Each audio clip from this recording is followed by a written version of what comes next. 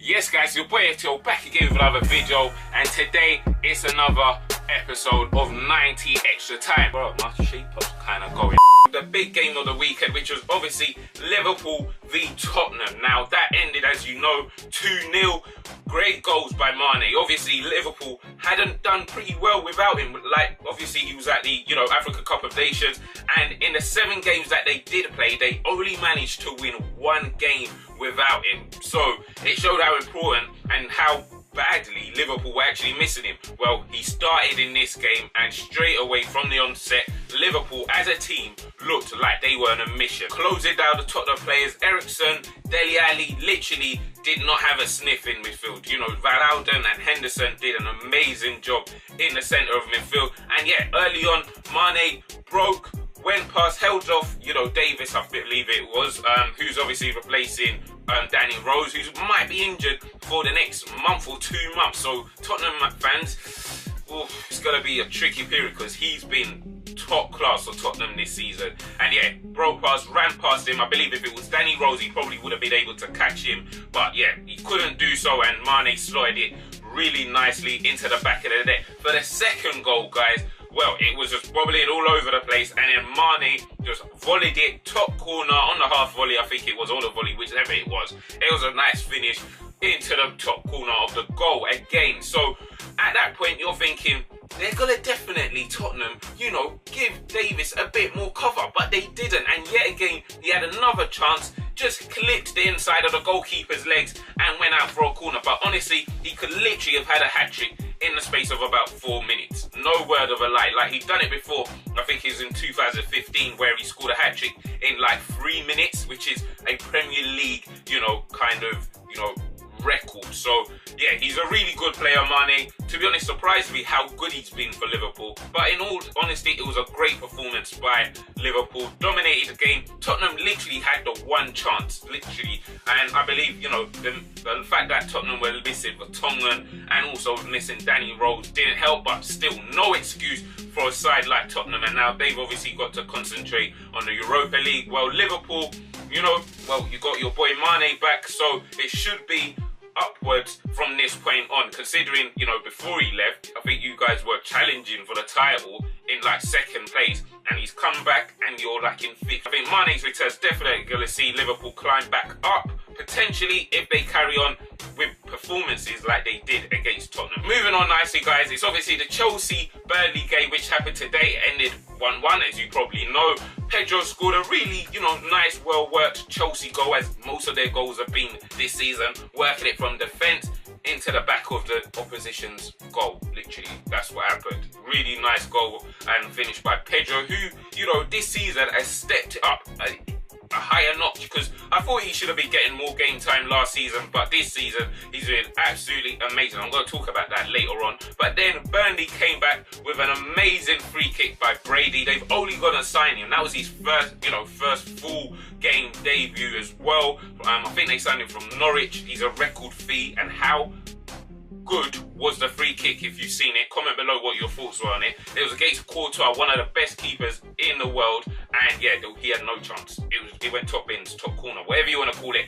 He done it. It was amazing. So yeah, check that out. It's on my Instagram page if you haven't seen it. But yeah, I think it was a really good performance by Burnley. Sean Dyche, well, if you see the sight of the guy and how he sounds, you're gonna have to go in for a fight, and that's what happened with Chelsea, and that's why they dropped the 2 points and only able to come away with the 1 point. However, guys, what I do want to talk about Chelsea is they don't rotate that team that much, do they? So it's usually, Kante, Pedro, Hazard, Matic, obviously in midfield, Moses out as the wing back. But I do believe that sometimes in games like that, I do believe that they should bring in Fabregas possibly, just to have a more creative kind of player in midfield. Let me know what you think about that, especially with the fact that they are looking to win the title, and I believe it's going to become even more important that they rotate the players so that they are well rested. So let me know what your thoughts are on that. But yeah, well played, Burnley,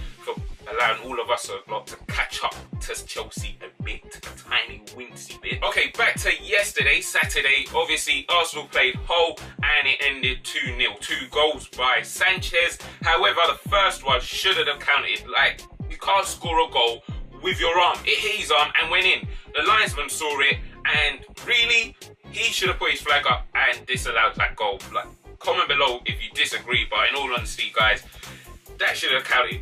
Just simple as. Then, also, there was the controversial moment when Markovic, I believe it is, on loan from Liverpool, was through on goal. However, Gibbs pulled him back and only got a yellow. He was the last man. I mean, honestly, Arsenal fans, you got away with one this weekend for me personally. You got away with one because he should have been sent off.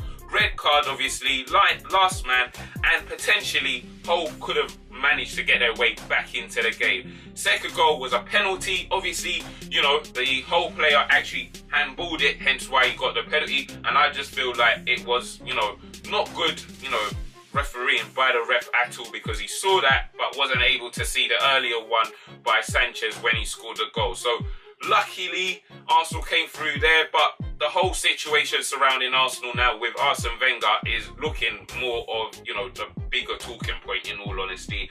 To be honest, I think he's done amazingly for Arsenal, but is it time to go?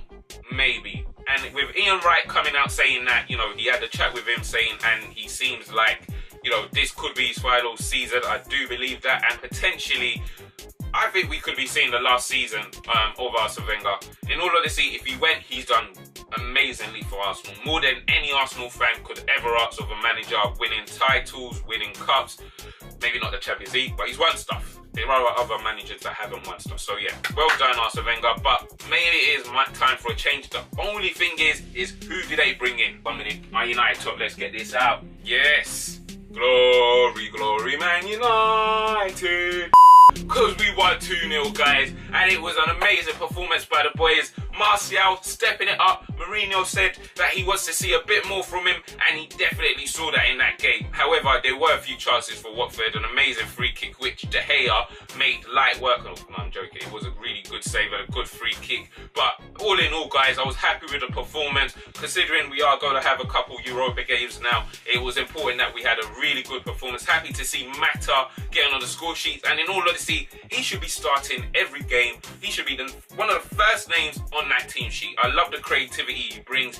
Zlatan could have gotten the score sheet, some decent saves by the keeper in that game, but all in all, guys, good performance by Man United, and also the first team to reach 2,000 Premier League points. Come on, United. So it's looking good at the moment. Still unbeaten. There might have been a few draws in there, but nevertheless, guys, still going on this amazing run. I think we've actually gone on the longest kind of unbeaten run at the moment in the top 5 leagues in Europe. So we are doing really well. Happy to see Martial doing well, and it's important he does, because obviously with the games like, you know, the EFL Cup coming up, he will definitely want to secure a position in that final. There's going to be a real fight for that left wing between Martial, the likes of, you know, Ashley Young, if he actually gets some game time, and also Rashford. But let me know who you rather see on the wing. But lastly, guys, I'm going to talk about 3 teams who at this present time are struggling big time. You already know who they are: Leicester, Sunderland, and also Crystal Palace. All 3 lost games this weekend. Obviously, Crystal Palace lost 1-0 to a late Joe Allen goal, and in all honesty, they did play better. Sam Allardyce obviously has made a few changes here and there, but the ball to Benteke needs to be better. Benteke is a quality striker personally, but the play to get the ball to him isn't good enough, and he's not getting the ball in good enough positions to actually be clinical in front of goal. But guys, let me know what you think about that one, because in all honesty, the way it's going, I think they're going to get relegated. I think they're going to be one of the 3. Moving on to Leicester, they lost 2-0 to Swansea.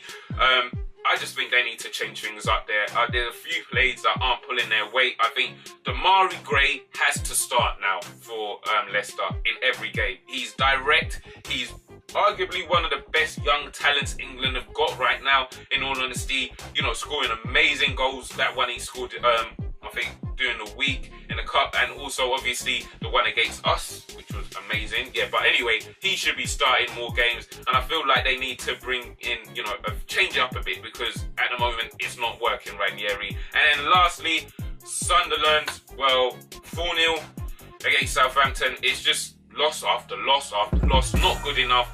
And yeah, I don't think they can rely solely on Defoe to save them, in all honesty. And I think Sunderland are going to get relegated this season, unfortunately. But yeah, that's a quick roundup, guys. I literally just woke up to do this video, so please give it a like if you did enjoy it, and comment below your thoughts, and I'll definitely